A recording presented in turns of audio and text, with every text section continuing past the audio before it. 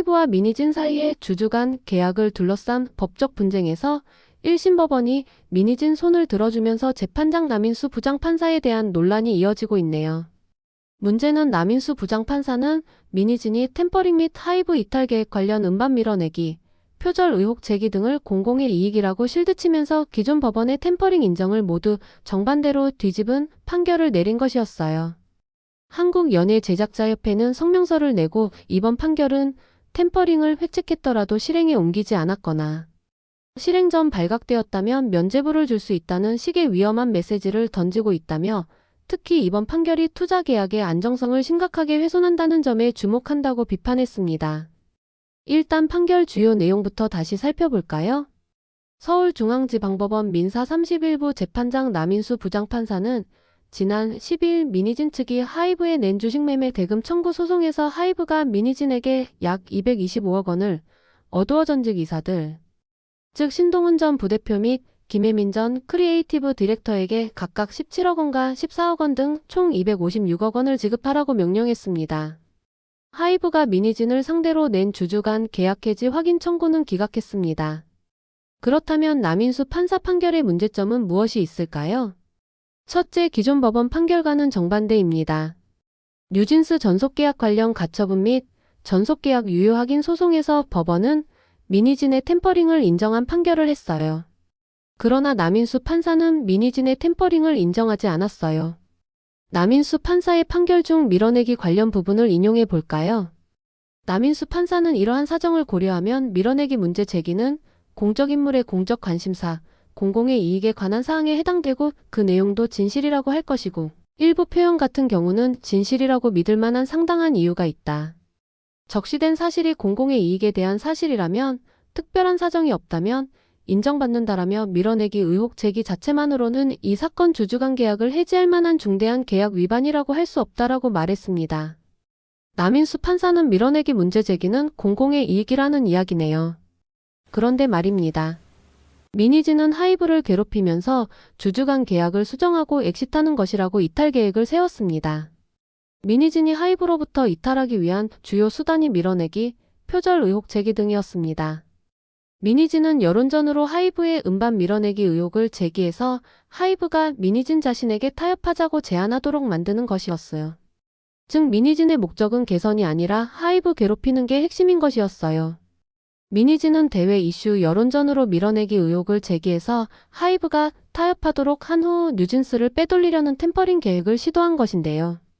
더욱이 미니진은 2024년 4월 3일 뉴진스 부모를 동원한 이메일 공격 게시를 구체적으로 실행하기도 했어요. 미니진은 공정거래위원회 등 공공기관을 이용한 공격도 준비했어요. 남인수 판사는 미니진의 템퍼링 계획이 공공의 이익이란 말인가요? 남인수 판사는 미니진인 엑싯을 언급하며 이탈 계획을 세운 건 맞지만 이는 정상적인 계약 만기를 고려한 계획이라고 미니진의 대변인 역할까지 했다는 비판도 나오네요. 그렇다면 작년 10월 30일 뉴진스 전속계약 유효 확인 소송 본안 1심 확정 판결문 내용을 볼까요?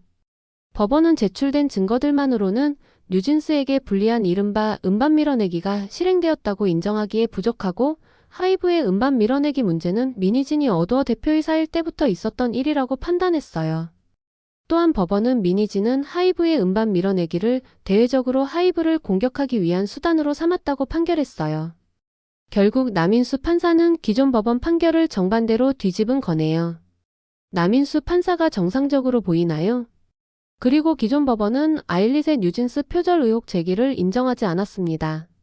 그러나 남인수 판사는 보고서에 따르면 아일릿의 데뷔 직후 성과를 보면 뉴진스의 모습과 유사하다고 판단하고 있다. 뉴진스 부모들도 이에 대한 탄원서를 제출했는데 이들의 주장은 유사성에 대한 의견으로서 사실 전제에 대한 착오라는 부분이 인정될 수 없다. 빌리 프랩이 비슷하지 않다는 반박에 대해 더 많은 증거를 제시하지 못했고 이 논란도 완전히 사그러들었다고 보기도 어렵다라고 판결했습니다. 남인수 판사는 애매하게도 미니진 편들기 수준의 판결문을 만든 거네요. 둘째, 남인수 판사는 뉴진스와 블랙핑크를 동격으로 놓고 있어 비판을 받네요. 남인수 판사는 미니진 이탈은 중대한 사유이지만 빈 껍데기가 될지 아닐지는 제출된 내용만으로 판단하기 어렵다. 빈 껍데기가 된다는 가정하에 제대로 보상 안 하면 풋옵션 행사하고 나가서 남자 뉴진스 만들겠다고 말했다라고 민희진을 두둔했어요.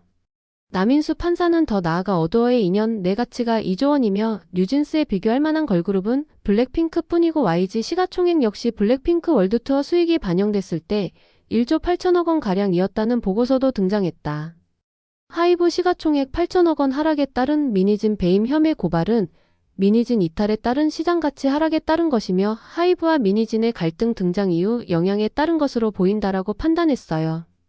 남인수 판사는 판결문에 어떻게 월드스타 블랙핑크를 겨우 글로벌 무대에 진입한 뉴진스를 동격 수준으로 이야기하는지 황당하다는 국내외 네티즌들 주장이 많네요.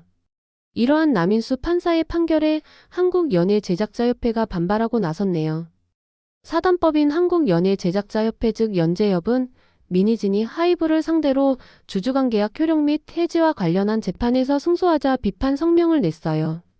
연제협은 13일 입장문에서 본 사안이 단순한 특정 당사자 간 법적 공방이 아니라 대한민국 연예 제작 현장이 수십 년간 지켜온 최소한의 질서와 원칙을 확인하는 사안으로 보고 있다며 1심 판결에 깊은 유감을 표한다고 밝혔어요. 이어 본 협회는 이번 판결이 현장의 불안을 잠재우기는커녕 불신을 조장할까 우려하고 있다며 배신의 실행 여부보다 중요한 것은 신뢰를 저버린 방향성 그 자체라고 했어요. 그러면서 연제협은 이번 판결은 템퍼링을 획책했더라도 실행에 옮기지 않았거나 실행 전 발각되었다면 면죄부를 줄 수 있다는 시기 위험한 메시지를 던지고 있다며 신뢰관계가 명백히 파탄났음에도 계약관계를 유지해야 한다는 논리는 투자자로 하여금 보수적인 판단을 강요하게 만들고 이는 결국 엔터 산업 전반의 투자 위축으로 이어질 것이 자명하다고 주장했어요. 또한 템퍼링은 단순한 계약 분쟁이 아니라 공동의 결과물을 찬탈하려는 행위이자 산업의 신뢰를 뿌리째 뽑는 파괴적 행위이라며 연제협은 항소심 등 향후 절차에서 사법부가 업계의 특수성과 제작, 현장의 현실을 깊이 통찰해 주기를 강력히 촉구한다고 강조했어요. 다음은 연제협 성명 전문입니다. 성명서 한국연예제작자협회 템퍼링 용인한 판결 K-팝 산업 위축, 제작 현장 붕괴 우려. 사단법인 한국연예제작자협회는 하이브와 민희진 전 대표 간 주주관계약 효력 및 해지와 관련한 2026년 2월 12일 1심 판결에 깊은 유감을 표명합니다. 연제협은 본 사안이 단순한 특정 당사자 간의 법적 공방이 아니라 대한민국 연예 제작 현장이 수십 년간 지켜온 최소한의 질서와 원칙을 확인하는 사안으로 보고 있습니다. 연제협은 그간 전속계약 해지 논란과 템퍼링 의혹이 불거질 때마다 계약과 신뢰가 무너지면 산업의 근간이 흔들린다고 거듭 경고해 왔습니다. 본 협회는 이번 판결이 현장의 불안을 잠재우기는커녕 불신을 조장할까 우려하고 있습니다. 배신의 실행 여부보다 중요한 것은 신뢰를 저버린 방향성 그 자체입니다. 제작은 결과가 아닌 과정의 산물입니다. 아티스트 한 팀을 대중 앞에 세우기까지는 수년의 시간과 천문학적인 자본, 그리고 수많은 스태프의 헌신적인 노동이 투입됩니다. 이 복잡한 공정에서 가장 강력한 안전장치는 파트너 간의 신뢰입니다. 그 신뢰가 파탄나는 순간 제작 현장은 붕괴됩니다. 팀은 분열되고 제작진은 소진되며 아티스트와 팬덤은 분쟁의 소용돌이에 휘말리게 됩니다. 이번 판결은 템퍼링을 획책했더라도 실행에 옮기지 않았거나 실행 전 발각되었다면 면죄부를 줄 수 있다는 식의 위험한 메시지를 던지고 있습니다. 특히 연제협은 이번 판결이 투자 계약의 안정성을 심각하게 훼손한다는 점에 주목합니다. 제작 현장에서 투자는 단순한 자금 조달을 넘어 시스템과 인적 자원에 대한 장기적 신뢰의 선언입니다. 신뢰관계가 명백히 파탄났음에도 계약관계를 유지해야 한다는 논리는 투자자로 하여금 보수적인 판단을 강요하게 만들고 이는 결국 엔터 산업 전반의 투자 위축으로 이어질 것이 자명합니다. 투자가 마르면 가장 먼저 타격을 입는 것은 창의적인 인재들과 신규 프로젝트입니다. 중소 제작사는 고사하고 현장의 일자리는 줄어들 것이며 K-팝이 세계 시장에서 쌓아온 다양성과 경쟁력은 감퇴할 수밖에 없습니다.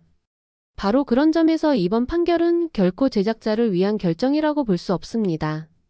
템퍼링은 시도 자체로 현장을 파괴합니다.